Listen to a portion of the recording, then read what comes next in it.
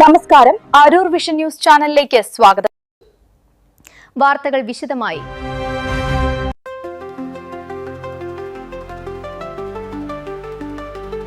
കുരുന്നുകൾക്ക് പുത്തൻ വഴി. അരൂർ 21-ാം വാർഡിലെ അംഗനവാടി നടപ്പാത ഉദ്ഘാടനം ചെയ്തു. അരൂർ ഒരു അധ്യാപകൻ ജനപ്രതിനിധിയാകുമ്പോൾ മുൻഗണന നൽകുന്നത് വിദ്യാലയങ്ങളുടെയും കുരുന്നുകളുടെയും ക്ഷേമത്തിനാണെന്ന് ഒരിക്കൽ കൂടി തെളിയിക്കപ്പെടുന്നു. അരൂർ ഗ്രാമപഞ്ചായത്ത് 21-ാം വാർഡിലെ 9-ാം നമ്പർ അംഗനവാടിയിലേക്കുള്ള നടപ്പാതയുടെ ഉദ്ഘാടനം സമുചിതമായി ആഘോഷിച്ചു.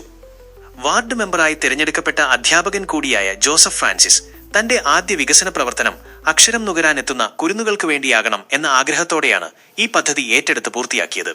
മുൻ ഭരണസമിതി അംഗം എലിസബത്ത് സേവ്യറുടെ നിർദ്ദേശാനുസരണം പദ്ധതിയിൽ ഉൾപ്പെടുത്തിയിരുന്ന ഈ നടപ്പാത പുതിയ മെമ്പർ മുൻഗണന നൽകി പൂർത്തീകരിക്കുകയായിരുന്നു. അംഗനവാടിയിലെ കുട്ടികളും വാർഡ് നിവാസികളും ഒത്തുചേർന്ന സന്തോഷകരമായ ചടങ്ങിൽ വെച്ച് ജോസഫ് ഫ്രാൻസിസും എലിസബത്ത് സേവ്യറും ചേർന്ന് നടപ്പാത നാടിന് സമർപ്പിച്ചു. CPI local committee assistant secretary K Sajeevan, anganwadi teacher Sheeba PR എന്നിവർ ചടങ്ങിൽ പങ്കെടുത്തു.